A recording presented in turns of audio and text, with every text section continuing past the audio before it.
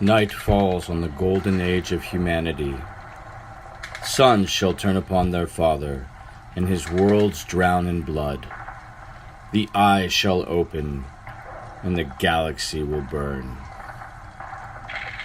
Join us, listeners. We go into the canon lore of the Forge World Black Books on Heresy Grad School. Professors Jason, Patrick, and Dave, myself, will dive into the lore of the Black Books and the Black Library novels that we know and love, and explore the heresy as history. So, get a coffee, get your notebook out, and prepare to explore heresy as history with us on Heresy Grad School.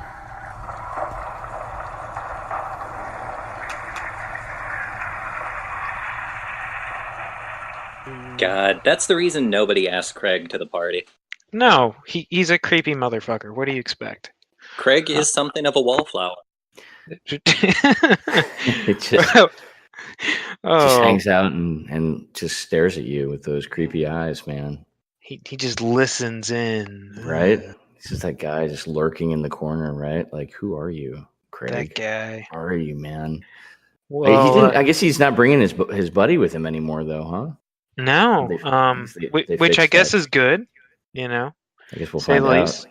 But welcome, listeners, to another episode of Heresy Grad School. Continuing our wonderful coverage of night houses. We're doing some more specific night houses, not necessarily Mechanicum indentured night houses tonight or this week. I'm joined, as usual, with Professors Dave and Jason, and then myself, Patrick. We're going to go over some fun stuff. Hey, Pat, can I take just a minute of our listeners' precious time? And Dave, I guess so. I mean, just to go off the reservation here a little bit. So Heresy Grad School has been a passion for Jason and I, and Pat, I know you as well, for quite a while, right? It's something that we wanted to do. We do it because it's a labor of love, but we are also kind of at the point where I think some people actually listen to us, which is like, it's fucking mind blowing, man. Right? No, was pretty sure when we started that we were just talking to ourselves. I'm pretty sure there's some guy in Australia named Alex who really likes us, but that's about it. Definitely, Alex. Thank you for listening. But we were part of the Remembrancers Retreat, which is a podcast that, you know, talks about all kinds of stuff related to the heresy and 30K, and Jason, Pat, and I are sometimes on, sometimes we're not, but really part of that outlet, and we're exploring Patreon. I think is a way to sort of start to pay the bills, right? For lack of a better, just to be brutally honest, like, this is way more expensive than I think we thought it would be. I mean, let's be honest, guys. I mean, we love the heresy. I mean, there's a reason why every single post we post is we remember the heresy, because we love the lore, we love the models, we love the hobby, we love gaming. But even so, you know, hosting these episodes still costs some money. It is. And it's becoming more expensive to sort of maintain the back catalog that we really want to maintain, so that we can, you know, continually build on the lore and the Heresy Grad School projects that we've done before. And I know that this is very new, and so nothing official, right? Jesse, I talked to Jesse, who's sort of her engineer, podcaster. He and Pat do all the backroom editing and stuff. And he said, don't talk about any specific dates, but you're clear to talk about the concept in general. And I would love to hear from our listeners what they think about two ideas that I have just kicking around in my head. And then Pat, Jason, if you guys have any other ideas, right? Yeah.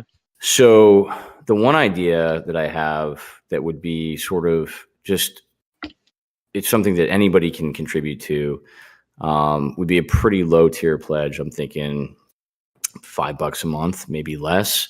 Maybe only a one-time thing. If you like us, click here kind of thing. And then you would get an exclusive, I support grad school, something paraphernalia button. So that would be a really cool way of helping out. Would not be too expensive. And we haven't really figured this whole thing out yet. So we want to elicit some feedback.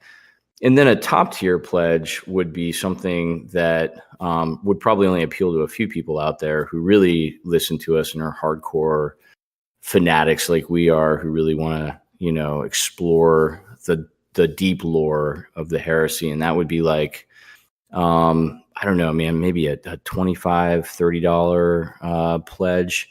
But that would like let you come on to the show once a month, maybe once every 2 months. We'd have to figure out the frequency. But like talk about something that you were really passionate about, and that we'd hash that out beforehand so that, you could, we'd set up a chat for you and Jason, Pat and I to kind of talk about something that you were really passionate about that happened in 30K, and then have you on for 15, 20 minutes to talk about it and record it. And then we'd edit it and air it at some point in the future. But I don't know, man. That's just me kind of spitballing ideas. What do you guys think? I mean, I got to be honest. I love both of those ideas, and I mean, just to expand upon like that second idea, the idea of that, like, if you coming on to Heresy Grad School to talk about something you love, we have that initial meeting, and then like we do some research around it, and you, being the expert of it, probably already know all about it. Or it might be something like, hey, what did the Emperor do during the Olenor campaign, that kind of thing.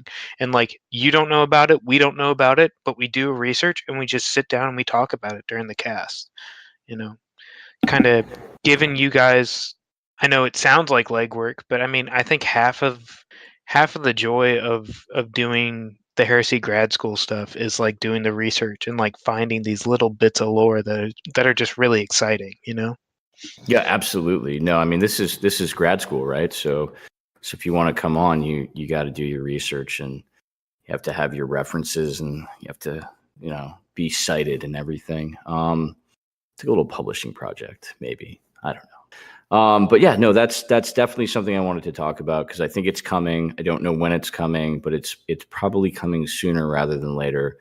So if you guys have any other ideas, you got feedback, you like it, you think it sucks, you think it's way too expensive, let us know. Again, I think, yeah. Oh, sorry, Dave. I was just going to say, and please do not worry, do not freak out. This does not mean that we're going to be gating episodes or like not letting you listen to the normal content or anything like that. We're just definitely bouncing ideas off a wall, Thank you, Pat. No, I really appreciate that. Absolutely. We, my intent, and certainly Jason, I think you would agree with this, is none of the content will ever be exclusive, right? That's not the intent of this. Oh yeah. Is that, if anything, we would like to have people who are passionate and want to talk about stuff. Hey, this is just a platform for you to come and talk about it. We can't obviously do that for everybody. We would just get overloaded, and, we don't have unlimited amount of time ourselves here. So we're trying to figure out what the right mix there is. But yeah, that's just an idea. So, all right, Pat, what are we talking about tonight?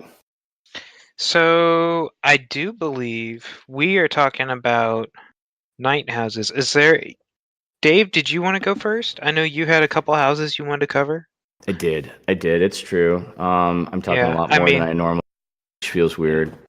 But are we talking about your beautiful, mind you, if you ever play against Dave, there's a top secret night project that he's working on. Yeah. With our buddy Dave Sampson at Black Label Painting. Go check him out on Facebook. That was not a plug. That was not an official plug. Definitely not. But yes, I don't know how to pronounce your night house because I don't want to butcher it. But I will say they look beautiful. So, yeah. Thanks, man. Yeah, man. Yeah, so I think what I want to talk about tonight, Pat, is we had some really big news that came out in White Dwarf. Oh, that's right. Yeah, like huge news, right? Mhm. So I AT know stuff, dude. AT man has answered a lot of our burning questions and desires. And Jason, I know you were a part of this. There was some internet rage around this idea of Vassal night houses, specifically attached to Titan legions, right? And there were some people saying, "Oh, you can't paint them in the same like livery, and you can't do that." And Jason, do you wanna weigh in on that? Well, we did touch on it a little bit last time. It's, I will admit, I do take a little bit more pleasure than I should fucking with know-it-alls on the internet, which is entertaining because you, me, and Pat kind of bill ourselves as not know-it-alls, but constant students, right? Chief High Muckety Muck of the know-it-alls, thank you very much. Exactly. So, the one thing I hate more than anything, besides not citing a reference when you try and base a factual statement, is when people tell other people, like, you have to do it this way because that's what the lore says. And that irritates the shit out of me because in like the constant discussions over what's canon or not, the lore for 30K even has changed since this all got started. The lore for 40K has gone through so many changes I've lost count, and I've been playing since, oh shoot, I was 9 years old, so 21 years now. That's awesome. Yeah, don't be that guy. That's not what the internet's for. It obviously not. The internet is for Whew, pornography. you got to tell half the internet that, Dave. That's right. Oh, and shitting on movies that you don't like. That's another big pillar. But anywho, first and foremost, paint your knights how you want to paint your knights. Paint your knights the same color as your titans. Better yet, paint your titans the same color as your knights, because knights, it's really just their world. Titans just play. Love it. But this coming from the guy who has how many knights for AT, Jason? 42 Questoris and 8 Cerastus so far. Yeah. Yeah. Suck it, internet. But the point being that in the lore, there are plenty of places where knights have shared color schemes with Titan Legios, either by accident, just from having similar color schemes because every single, Night House pledge to the Mechanicum is some variation on gold, black, and red, or because they've been, seconded to the Legio. Like one of the houses we'll talk about tonight, that ships off more knights to run, interference for Titan Legios than any other Night House, save Tyrannus. But paint your knights how you want to paint them. That's the big takeaway message here. Amen. Well, if you needed any more authority than that, which you shouldn't, because God damn it, we're authority. I mean, it's in the name, but putting that out there.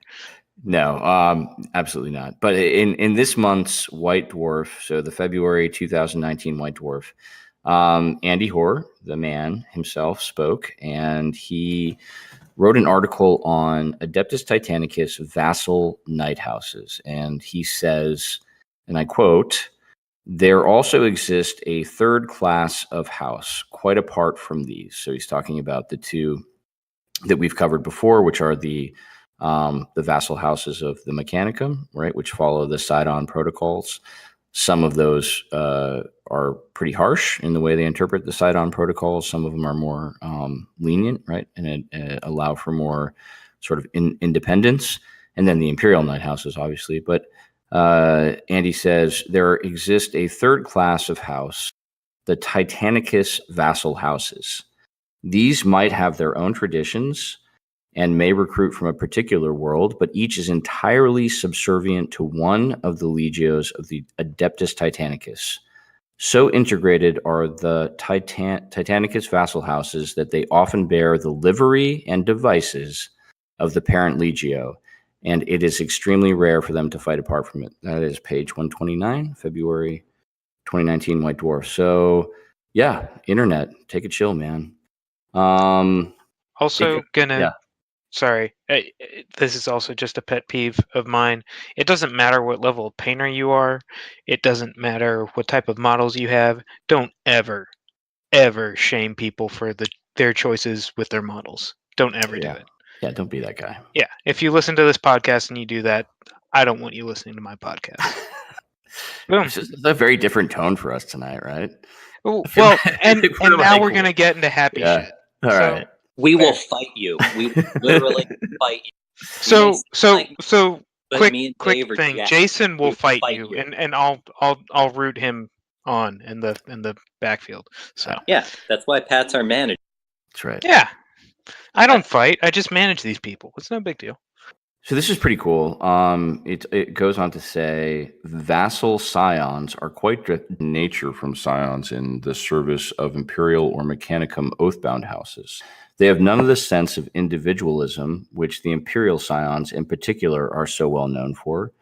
Their fierce sense of duty instead sublimated into utter dedication for their legio masters. Theirs is not a blind, unquestioning obedience. However, for vassal scions, know that their legio masters rely upon them, and this endows great honor upon them. And so it's pretty cool, the distinction that I think Andy and Forge World are drawing here. Specialist Games are drawing here. And so they're really creating a third category of Night House. And I don't know if you guys have listened or read Titan Death yet, but it's absolutely in line with House Vi, right? Which are they're the knights of Procon, and they are the knights attached to Legia Solaria. Have either of you guys read Titan Death yet? Not yet. It's so good. I mean, it's going to be probably my next Audible purchase, but yeah. Yeah, I am also going to get the Audible purchase, so Jonathan Keeble can read it to me instead. I know, his sweet, sweet voice, man. Tell me about it.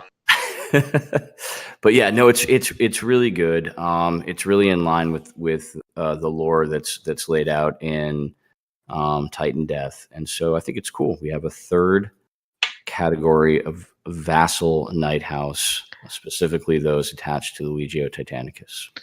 Yeah, I mean, I like just that alone, that they feel honored by their Titan, masters, or I guess patrons almost. It's kind of interesting compared to what we talked about last week, or correction, it was the week before, just about completely indentured night houses to like the Mechanicum. Well, I think it was also a question. I don't know if Alex asked us, but I know one of our listeners asked us this. They were like, guys, right? So Forge Worlds make night chassis, right? That's primarily how night chassis are made. There are some night worlds that still maintain the capability of producing their own, night chassis, and usually in limited supply and limited type, right? So that a night world wouldn't be able to produce all of the variations of night armors. But I think, so Alex was on point, right? I think it was Alex, and he was like, so Forge Worlds make knights, right? So why don't they just go fucking find pilots to put in them and run them with their own Tagmatas and Titan Legions? And so I think this kind of answers that question, right? At least in part. It's so they do.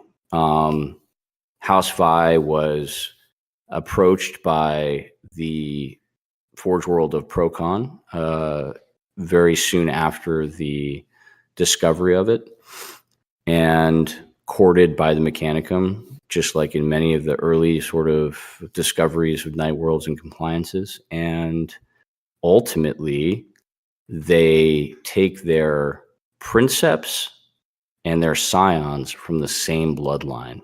So for Legia Solaria, spoiler alert, the women of that bloodline become princeps, and the men become scions and they fight together. How fucking cool is that?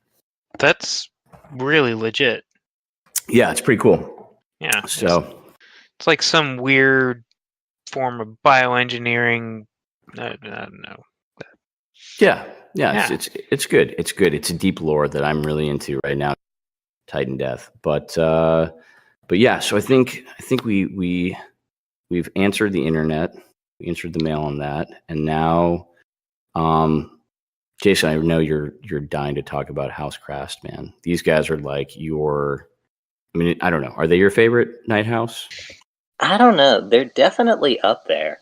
It's a little odd because I'll admit you could make things up about 40K and I would not know much of the difference. Oh yeah. But and Night House Krast is very sparsely, accounted for during the Heresy. But I actually really enjoy them because they seem to be like that. I know we talked about a spectrum of how the Sidon protocols kind of affected Night Houses.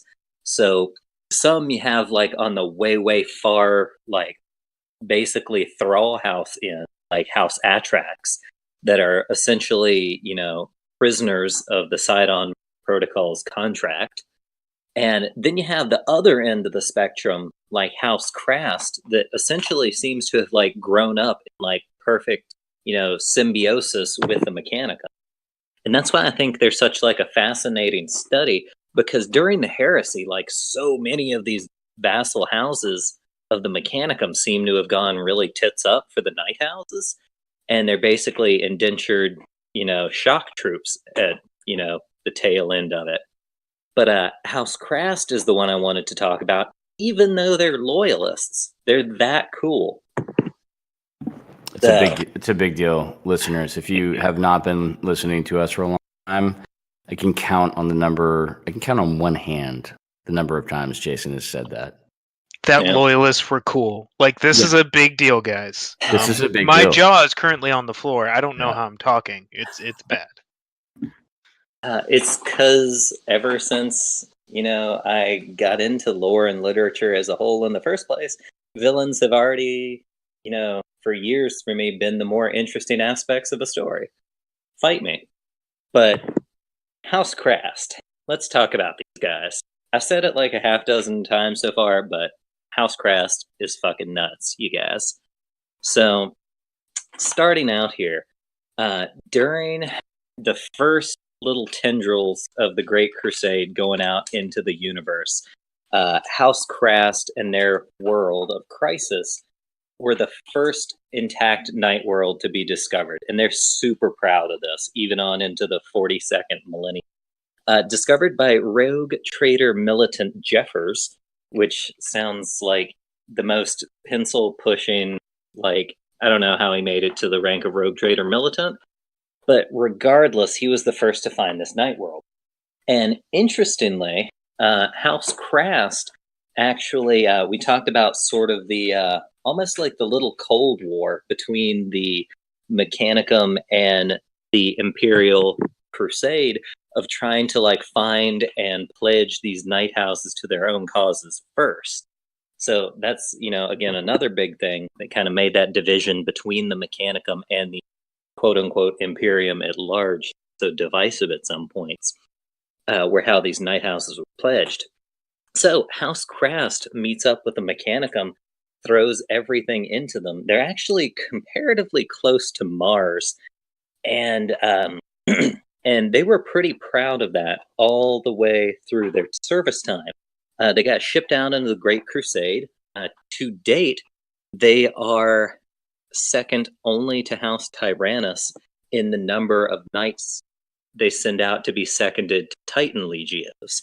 And again, that's something they're pretty proud of. So their losses when they were discovered were so great that it was really only their ties to Mars and their proximity thereof, and the actual direct support of the Fabricator General himself that keeps them from dying out or reverting to some sort of wacky, archaeo-feudalistic culture like Maccabeus. Their knights do not end up running on diesel fuel and a prayer. But everything does not go well for House Krast, because by the end of the Heresy, they basically show back up. The Heresy is apparently mostly passed them by, but they show back up, and there's not a whole lot left of Crisis when they return to it. Beforehand, it's a pretty verdant jungle world with several night houses on it, not just Krast. When they get back to it after the Crusade, after the Heresy, Legio Mortis has essentially turned the entire planet into an irradiated wasteland, and it's an issue. And ever since then, into the Heresy, they will specifically seek out chaos, all of its varied forms, but most specifically, Chaos Titan Legios, especially those Titans from Legio Mortis. And what's interesting, Dave's got a pretty sweet breakdown for us a little later of some of the heraldry iconography from different night houses. One of the most important pieces of iconography for House Krast nobles is that of the broken skull of Legio Mortis. That is reserved specifically for veteran scions as a kill marker for a Mortis Titan. And as a House Krast scion, if you kill a Legio Mortis Titan, not only do you receive this cracked horn skull on your banner, you're also forever etched into the Hammer of Traitors. And you are also remembered for all time back on Crisis. On top of which, you shall henceforth be known as a head taker, which is the highest honor a Krast noble can receive. So let's talk a little bit about Crisis as a world here. So what's interesting, it's an irradiated hellscape now. Basically, from the time they're born and start training, the scions of House Krast are sworn to hate chaos more than anything else. It's what turned their world like it is, and they spend their entire life growing up looking out from under, domed void shields at the hell their world is now. And the most prominent thing of the largest fortress on House Krast is a massive statue of a head taker, Forilus. And Forilus is one of the most famous head takers in the Legio. He ended up way back when destroying, let's see here. Oh, right, this is the dude that destroyed a Gargant. Received personal accolades from the Fabricator General and had an entire wing of knights seconded to the Cockatrice's Legion. Dirty knight killing an orc vehicle. But no, Jason, that's just so badass. And I gotta think that these guys are going to show up in the lore, right? Like they're going to show up at some point in the Heresy, just based on the fact that they're out on campaign, they're out on crusade. Something happens to Crisis, they come back, and now they've got this vendetta against Legio Mortis, which they're like the bad guys, right? They're like the villain, the super villain of the Titan story. And God, it's fucking so cool, man. I did not know that head taker. And I'm looking at the picture of this guy on page 94 in the Knight Companion. Is that where you're at? Oh, absolutely. Yeah, and it's just like fucking. There's just so much going on here. Yeah, I hadn't even considered like decoding the Knight Companion, but I'm definitely going to do it now. Because yeah, wow. Good to hear. So the other thing I wanted to talk about with House Krast is the Hammer of Traitors. So this is one reason I kind of love House Krast so much, because while technically they're, loyalists, they're pretty terrifically bad loyalists. The Hammer of Traitors is this massive monument forged from adamantium. and it's the pretty much the living record of all of the impressive kills that House Krast has rallied together to, perform over the years and the centuries. And this is mostly their kills against servants of the dark gods. Towards the top, or the more impressive ones, are very first are kills from Legio Mortis, and it works their way down through different demon engines, super heavy tanks, notable forces, and the bottom of which contains a bunch of heretic armies, the names of worlds, commanders, and things they've defeated. And it's said to mention casualty numbers in the hundreds of thousands as an afterthought. Because for a scion of House Krast, defeating like a single general isn't that impressive. Defeat an army of hundreds of thousands is maybe worth mentioning, but it's at the bottom of the page. Also, down here towards the bottom, the base and foundation are ringed in chains because House Krast has a really bad habit of absconding with chaos generals and heretic prisoners secretly taken from war zones without the knowledge of the Inquisition. And, in the 42nd millennium, the Inquisition is pretty touchy about that sort of thing. But since Crisis is a giant irradiated toxic hellscape now, they will chain up these prisoners to, just die off and watch them while they do. And while the Inquisition has occasionally investigated Krast, it always meets like the full bureaucratic roadblocks of the Mechanicus at large. And some inquisitorial agents have even been known to vanish by, trying to press too deep into what House Krast has going on. So it's spectacular in that while the Fabricator General, whoever it is in the 42nd millennium, I will admit I do not know. But it's really cool that they work just like a Mechanica mafia in that, they'll get the job done, but if you start poking too deep into their methods or what they got going on back home at the villa, you start disappearing. And it never works out well for anybody concerned.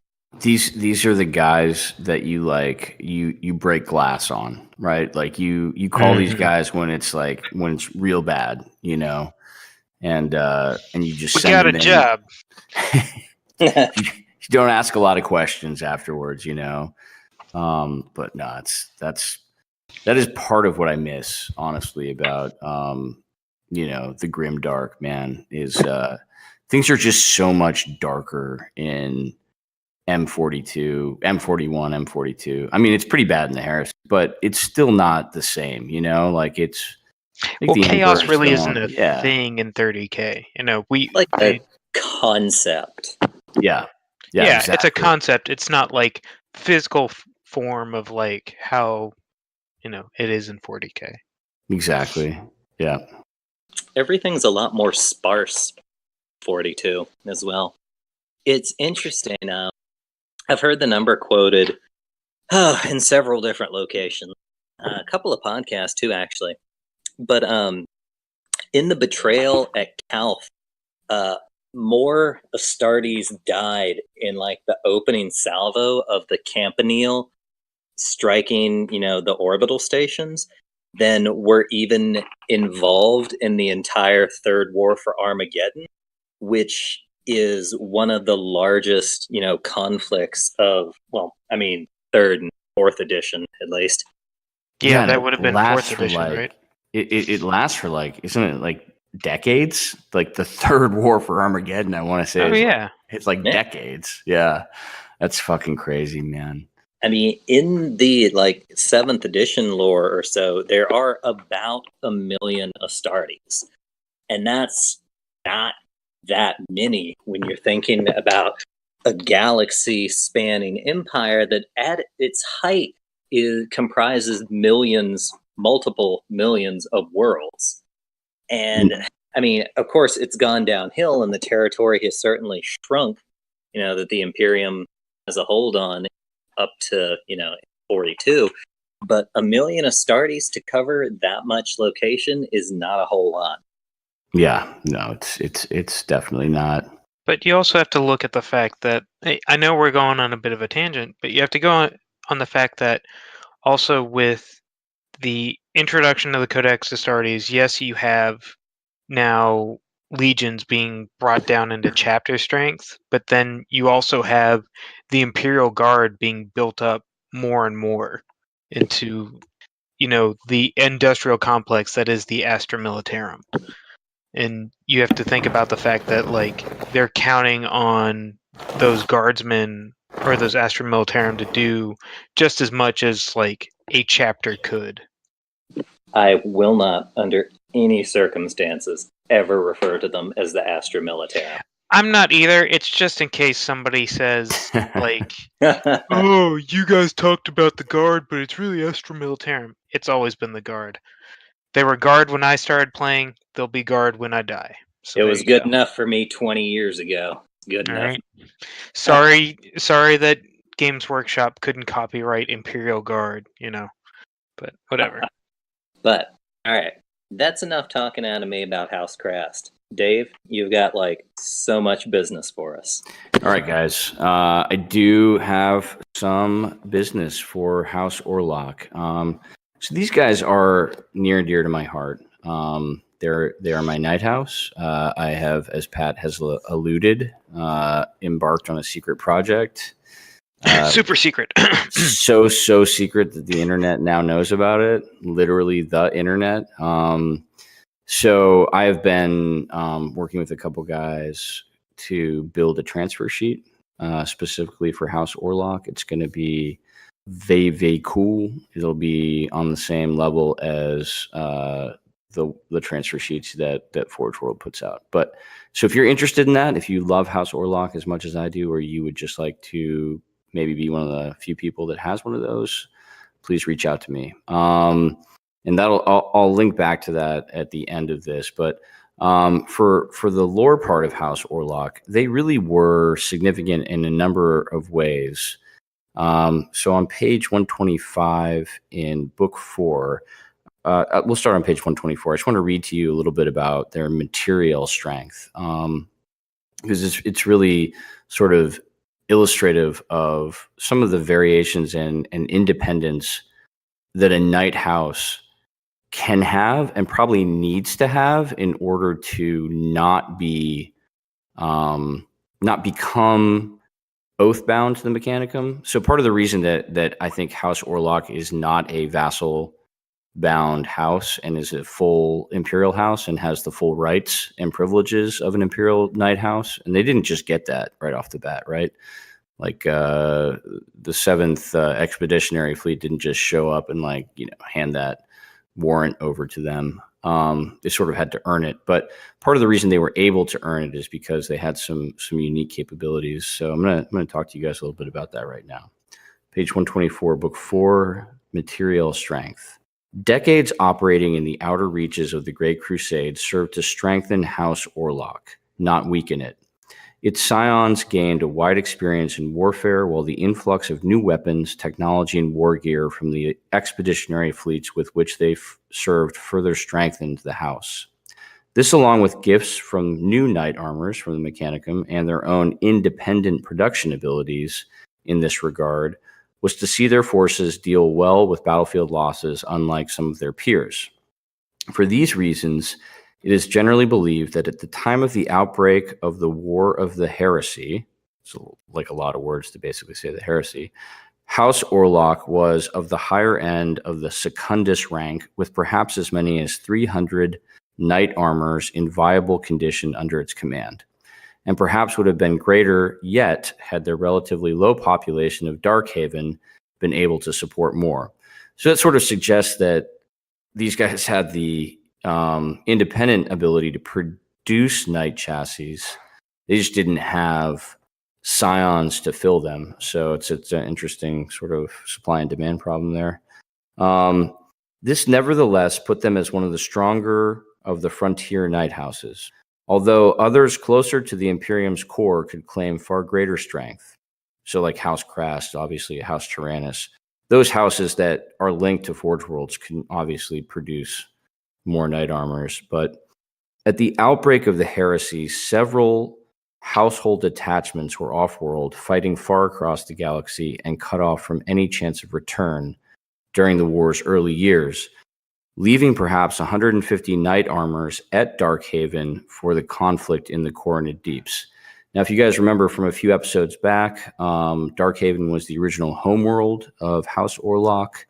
They made a strategic decision to abandon that, and they left a few knight chassis behind. But for all intents and purposes, they left Darkhaven because they knew they couldn't defend it from a full-on traitor fleet invasion, right? Like they just didn't have the capability to defend from orbit. And that ended up being the right idea. So the survival of the technology of Darkhaven's original foundation is a marked factor in House Orhlacc's power, with its own seneschals retaining a very high degree of interdependent arcana forms, including unusual facilities with genetics and biosurgery not common among their kind. The men and women of the house, be they scion or retainer, are also known to dabble in techno-arcana, and many of the house knight armors feature unusual customizations and fine-tuning to suit their operators' needs in battle. So I think what's really interesting about this is it speaks to, number one, sort of, I think, a higher degree of sort of the blending of Knight Scion and Sacristan, right? So the seneschals of House Orhlacc were both competent in genetics and biosurgery, as well as basically being able to tweak their knight armors, right? For lack of a more technical term, they were able to, like, you know, get under the hood and sort of tool them up, man. So I just thought that was so fucking cool. These guys really are sort of the reason that imperial knight houses survive the dark age of technology, and then it can also resist sort of the lure of the Mechanicum, right? When the Mechanicum show up and they say, hey, you know, we'll make you strong again. You know, we'll give you all the new knight armors. All we want in return is, you know, your undying loyalty and pledge to the Sidon protocols. So that's just really interesting. And it goes on to say on page 5 that a wide number of knight armors and classes are utilized by the house. The most common is the Knight Errant. So if you guys want to play standard plastic kit Knight Errants, you are absolutely you would be within your rights, right? So it's in the lore. Knight Errants are a huge part of House Orhlacc. The effectiveness of their thermal weaponry against Darkhaven's native fauna is one of the reasons why they're thought to be one of the more popular knight chassis. But it goes on to say that within the ranks of the Great Crusade, however, so the Knights of House Orhlacc that are in the Crusade, there were more armors available. And this is all analogous, right? This is all sort of allegorical. So any of the Imperial Knight houses that would be in the Crusade would have access to these types of armors as well, I would think. The Acheron, the Castigator, both saw increased use. On the battlefield of Numenal, they were actually able to add some of the armors that originated on Cyclothraith. So they probably add, what would those be, Pat? This would be Lancers and probably Strix or Mygeras, or however you pronounce it. I think that's right, Jason? For Cyclothraith, they mostly produced like Lancers and Strixes and the other variant. Yeah, I definitely think the Strix and the Magera as the Mechanicum. Magera, there you go. Yeah. I do know, but when we get into my Knight House, like they are directly supported by Cyclothraith. and one of their big supports is of lancers, lots and lots of lancers. So if they took anything, it'd probably be lancers. Well, I mean, Pat, that seems like a perfect segue. So, yeah, that'll wrap up my sort of review of House Orhlacc, and I'll talk a little bit later at the end of this episode about sort of a project that I'm going to do that'll cover some night houses as well. But Pat, tell us about House Earthane. Most definitely. So House Earthane, it's page I think it's 130 in book 4. Originally known like by their I guess proto-Gothic or cognomen name, the Wræken Dreor, which translates to the Pilgrims of Ash and Blood, I believe. Of Blood and Ash, excuse me. So originally these knights were marauders on the edges of the Imperium, and they would show up to settlements or show up to planets. They would make planetfall and kill everything, enslave people, and take them back to their homeworld. And after the Ulinar campaign, the Wræken Dreor show up on Altrius Pharaoh, which is a world that was recently claimed by the Cyclothraith, actually, Forge World, and start attacking it. And so that causes Horus to actually fight them. And so the story around that is that Horus, in like single combat, tears apart the commanding knight's chassis and kills him. And the group of marauding knights swears fealty to them, or to Horus, and says, "Hey, you know, if you are looking for more of us, here's where we're from." And they're from a world that has essentially been destroyed and is just shards of world. And it's not exactly no one knows. Like the Mechanicum isn't able to figure out why the world was destroyed or how the world was destroyed, but essentially it's just bunches of little night houses of the Wræken Dreor, or of the Wræken Dreor, that essentially fight for these little pieces of world. But there is something kind of interesting that kind of relates back to a topic we were talking about during last cast. It's on page, let's see, this is page 133, called Throne of Blood. This talks specifically about the Throne Mechanicus. And Dave, you might appreciate this. But it says, some amongst the ranks of the Mechanicum have advanced the theory that the destruction of their homeworld left those Throne Mechanicum salvaged from the scattered commune domes of House Earthane irreparably damaged, or the house template of repairs somehow mangled.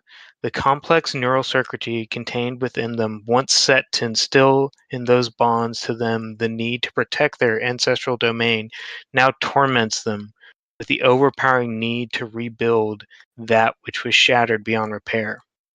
So over the centuries of the Age of Strife, the warriors of the Wræken Dreor are believed to have been driven to raid and pillage by the impulse of their Throne Mechanicum, dragging men and resources back to their broken fragments of their realm, seeking past sanity to restore that was sundered and replace that which had been lost. Wow, man, that's pretty bleak. Yeah, yeah. Go ahead. Sorry. No, I mean, I'm picturing sort of this world that had like catastrophic, destruction wrought on it. Something went wrong. Who knows? So I'm thinking that they're still sort of held together by gravity, right? They're in some kind of geosynchronous orbit, right? All these little pieces of asteroid. Yeah, the way they describe them is like blasted shards of their homeworld. So I imagine like chunks of continent kind of like floating all together, but like separate, you know? Is it like, do they have an atmosphere, or is it like, So they live in domes, is the way they describe it. That's wild, dude. Yeah, and so they're known as these pilgrims of blood and ash, and the way they get around is they enslave psychers to be navigators, and that's how they raid and pillage around the outer sectors. Oh wow! So that makes sense, right? So when like the Age of Strife, right? So they lost the ability to do sort of like long term warp travel, but they can at least do like short term warp jumps by taking these. I mean, they're probably not Alpha Plus class psychers. They're probably just your native home breed. Like, hey man, I got psychic, and they stuff them in a navigator chair and they like point them in the right direction. I don't know. Yeah. And there's an interesting point in the book where they talk about how like once Horus essentially rips apart this command knight, like these other knights and their scions swear fealty to him, but they call him the ring gifter. Like that is their title of like fealty or patronage, which I thought was interesting. I don't know what it harkens back to. They only mention it once, but essentially like they swear complete fealty to him, and after that, Horus and like a group of Justarin and those knights go out into like the void and come back with the entire house of Earthane. That's pretty badass, dude. I hope we get a little bit more backstory on. There is tons of stuff in here. One of the big things I wanted to talk about is like you can already see like the gears working in Horus's head, because essentially when so like pre-heresy, they talk about how when the Wræken Dreor are converted to House Earthane, their reported numbers are only about 100 knights, which makes them a small house compared to most houses. But as soon as the heresy begins, there is a report of House Earthane knights attacking outposts with multiple lancer pattern knights, and it's believed that their actual numbers were 300 or more. Which I mean means that Horus was definitely already fudging the numbers. Dude, you're which so says right. something. Yeah. On page and they were directly supported by Cyclothraith too, which I thought was interesting. So go ahead. Sorry. No, it's just I'm looking at page 130 right there. It says household grade Tertius, and it has an asterisk. And the asterisk says grade assigned by Divisio Militaris based on data provided by the officers of the War Master's command, now believed erroneous, which is pretty wild, man. Oh yeah. And let's see. Yeah, and it's just you can already see the gears turning. You can already understand it. And there's a certain point right before the heresy when Horus. It would have been after the whole Davin incident. Spoilers if you haven't read the book. Well, tough. Horus comes back, but there's a complaint that the House Earthane has essentially, in a compliance, killed hundreds of thousands of citizens. And so Horus dispatches a contingent of Davinite lodge priests as well as sons of Horus. And so this is late 4.M31. Wait, would that be pre-heresy or post or current heresy? I'm trying to think. No, that would be pre, because Istvan didn't happen until. So this is definitely pre Istvan. Yeah, and this kind of the priests are of the Crow house, and it's almost like they indoctrinate the scions and the night pilots of House Earthane into like the chaotic worship, because Halth Ursane slowly starts using the symbol of the crow on their armors, as well as the eye of the War Master. Dude, this is wild. Like, I'm going to be honest, Airthane lore, but we're talking about a whole nother Davenite lodge, right? Like, the only lodge we know about the Serpent Lodge, where Horus is taken.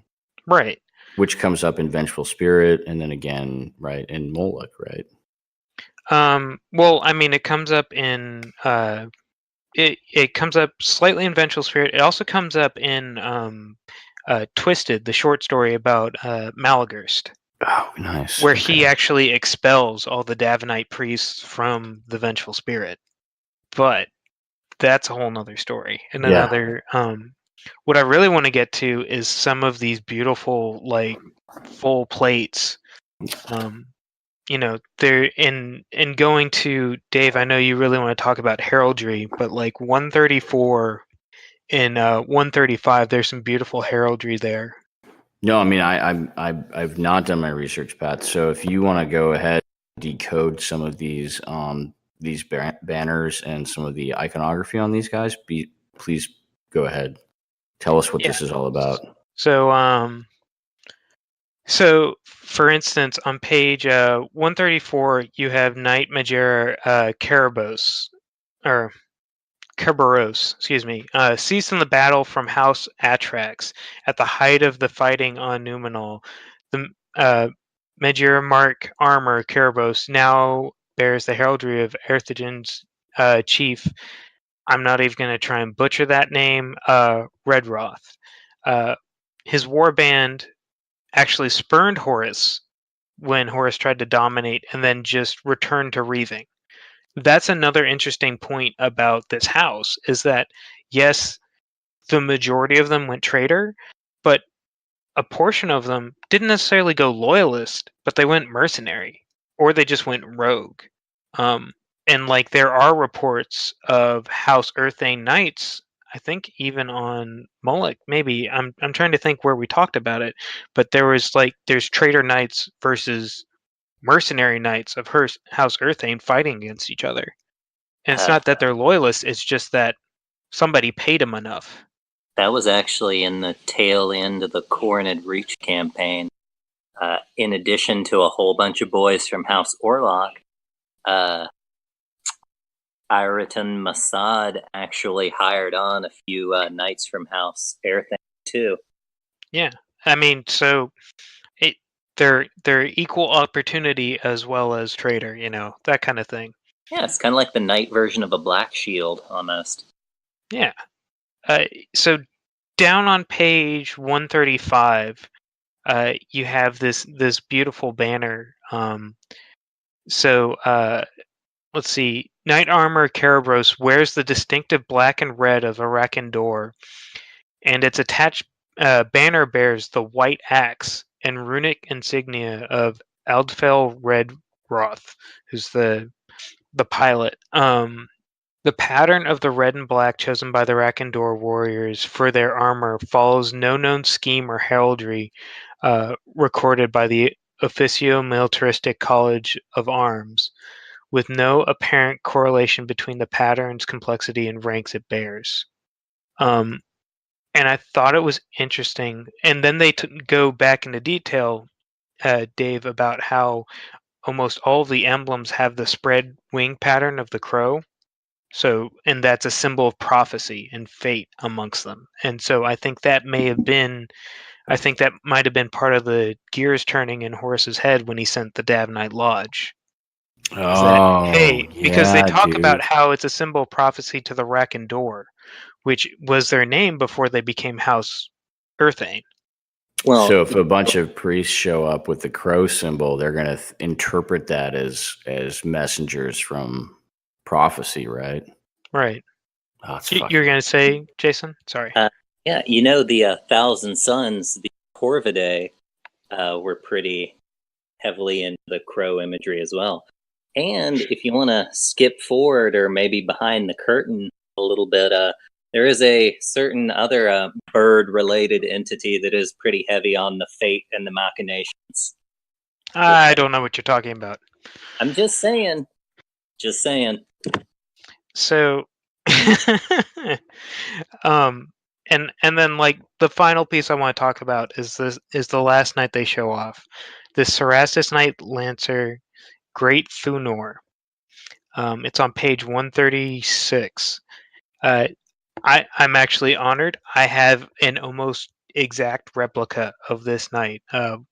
One of our really good friends in Richmond 30K, Jake, got me a Knight Lancer for my Secret Santa and followed this entire picture that's on here to a T. Like everything is painted perfectly from like the rivets to the battle damage. It's beautiful. We But should get a picture of that, Pat. We should get a picture I will on the definitely post a Facebook picture of it. page. The caption of this is perfect, though. This capture shows the knight armor Great Thunor bearing the insignia of the Earthane warrior Graydon. It was recovered from the burning hulk of a Mezzan Void Ark sacked by a raiding band from House Earthane, whose sealed knight armor allowed them to board and assault the craft while it was still in deep space and far from aid. Like, that's how insane and just how willing they were to pillage, that they jump out of the ship that they're in. It could be a void art, could be, I'm trying to think what's the largest or what's the smallest ship that a knight could probably be in, a cruiser maybe, and attack a ship mid void flight. That's pretty wild, dude. Yeah. I love these guys. I love the lore around them. My first Legion was Sons of Horus, and just the idea that Horus single-handedly like tore apart knights in order to make these guys swear fealty to him was so cool to me. And I mean, red and black is the best way to go. Let's be honest. I like the comparison too, because you talk about Horus fighting multiple knights at once, but also there's that one picture of him from like the segment on Port Ma where he's just stepping on a single like solar auxilia, legionary, just like squishing that poor unaugmented human. Yeah, and then if you look at like in the Vengeful Spirit, like he gets attacked by an entire posse of knights, and he somehow, or he doesn't quite defend himself completely, and his Justarin have to come and help him. I know it, just the idea of like, this is why he has the title. Not only is he a tactician, but like he also has the brute strength. But I just find these guys cool. Like, I mean, even their proto-Gothic name, to be honest, I prefer to call them by the Wræken Dreor, just because the Pilgrims of Blood and Ash is so much cooler than House Earthane. But again, I hold on to old things. Pretty sweet, man. That was cool information to me, Pat. And I mean, I know I glossed over some stuff, but like, still, I think I hit all the big points at least. Absolutely, man. That was a fantastic job. You brought some interesting things to my attention for sure, man. I will say, Dave, like your Night House, pre-Heresy, they were only known to have paladins and errants. So if you guys want to run House Earthane with, stock GW out of the box knights, you can do the same. Yeah, absolutely, guys. Like, there's no prejudice whatsoever in the community. I mean, regardless. Yeah. Yeah, like, just fucking run knights, man. Run knights to your heart's content. Of course. So Pat, page 137, this is a really good to sort of a project I wanted to talk about in closing. Yeah. Unless I think that's all we were going to do tonight. But so page 137, there's a banner in the upper right-hand corner, right? And it talks about prominently displayed on Great Thunor. It talks about the core hatch and the right greave of the person scion. So if you look at the banner, that core hatch, which I'm assuming. Yeah, so they're talking about, so like the name of the actual princeps is right, like if you look a little farther down at the very bottom of 137, so like the name of the actual scion is right above the viewing port, and then right below it is his personal Okay. crest. Yeah. Perfect. And then that banner, which Jake did a fantastic job with, is again that crow imagery holding the Eye of Horus and then a dead snake. Okay. So would you say that would be then standard for House Aerthane to have the Scion's name on top of the core hatch? Would that be where it goes? I definitely think so. At least for like for Cerastus pattern, because with patterns that are closer to like the Errants and like the Paladins, for instance, their core hatch isn't necessarily as accessible. Sure. But like for like the Strix or the Magera, their core hatch isn't actually seen on top of the carapace. But as far as House Ursang, like if you go back to page 136, you have that shield with the red and black multi-pointed star. You'll see that on every House Earthane knight, or at least knights that transferred over to House Earthane. So not necessarily on knights that weren't House Earthane, but okay. Yeah. Yeah, no, and then so it goes on to say the combination. Oh, sorry. The right greave are personal arms of Scion Graydon, a skull surmounting 2 crossed spears. So you can go down, you can look at his right greave, which is right above his foot plate, right? And so there's that kind of that skull, and then there's 2, I guess they're crossed spears, right? And so that would be his position within the house subcult of the Angha. Or the Anhaga, and then so that would be the Science Dolores, other houses. But we could maybe look at some of the pictures of House Everything that we have, and we could try to maybe extrapolate, if we have any, what the other houses or what the other positions within the house would mean. But so that's kind of where I'm going with this project is. A few episodes back, probably a lot now. We got to start cataloging these and numbering them. Oh yeah. So just so I can reference myself, as well as to the listeners. But so real quick, actually, as far as House Earthane, they have a chieftain, and then the structure below the chieftain is essentially knights constantly fighting each other for position. Like there isn't an actual like steady structure except for the chieftain and then like the Sons of Horus that monitor them, I guess you could say, as much as you can monitor a group of knights. And I know I'm one of those people that don't think about the guys that are piloting the knights. I think about these giant, robots that like can knock down a building or spear a Spartan in half, that kind of thing. But yeah, so like they talk about how there's a chieftain, and then below that chieftain, the other knights kind of fill in line for the pecking order, but they're constantly like when the moment arises, they're fighting to be farther up in that pecking order. So. Yeah, no, totally get it. I was just wondering if we had any other examples of sort of the personal arms, and then if we could extrapolate from the personal arms where somebody was within that sort of pecking order. But it doesn't look like we do. But that's the kind of thing that I want to get into with this decoding project. And it's sort of what I tried to do with the Titans and going over their banners and their kill banners and their Princeps banners and their Legio banners. And so there's just a lot of there's a lot of nuance, and there's a lot of meaning, and there's a lot of iconography that goes into these. And I want to kind of start to decode some of that stuff and get after it. So make it really easy for folks that really like knights and really want to kind of explore the different houses and get into the lore. a lot of it's just sort of embedded, right? It's embedded in these crazy graphics that we have, these full color plates, these crazy runes, and these what are these, like, faces? Are they skulls? What are they?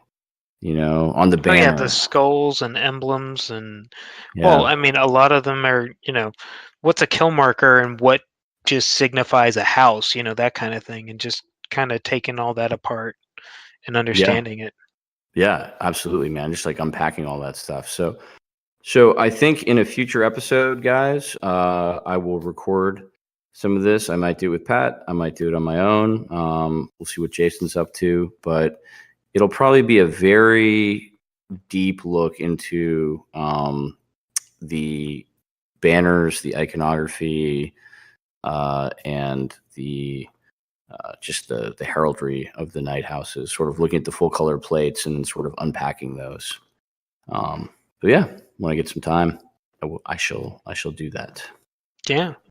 I think that's it. I think that's all we have for tonight. And for this recording, thank you guys so much for listening. I'm trying to think of if we have any plugs other than, hey, make sure to like us on Facebook. We're now on Podbean now. We're not on SoundCloud. But like us, follow us. We're on iTunes, we're on Android, we're on Podbean. Look for us on Facebook. And if you have any questions, if you have any comments, if you have any concerns, just message us. Message us on Facebook. Comment on this episode. Talk to us. You want something found out about night houses and 30K? Tell us about it. We'll take a look at it. Yeah, and we're not done talking about night Oh, houses. heavens no! Yeah. I know next week or the next time we record, we're gonna talk about House Malanax. We'll talk about House Maccabeus, and who knows, man? Who knows what might come out between now and then? You never know. We might. You never know. Forge World may be like, oh hey, this night house was in the middle of the battle for Olenor, and it's a night house that no one's ever heard of, and so we got to take a look at that. We would definitely have to take a look at that. Yeah. Nice. But did you want to talk about your special transfer project? I think I did a little bit, but only in the you guys would like one. They're being made now.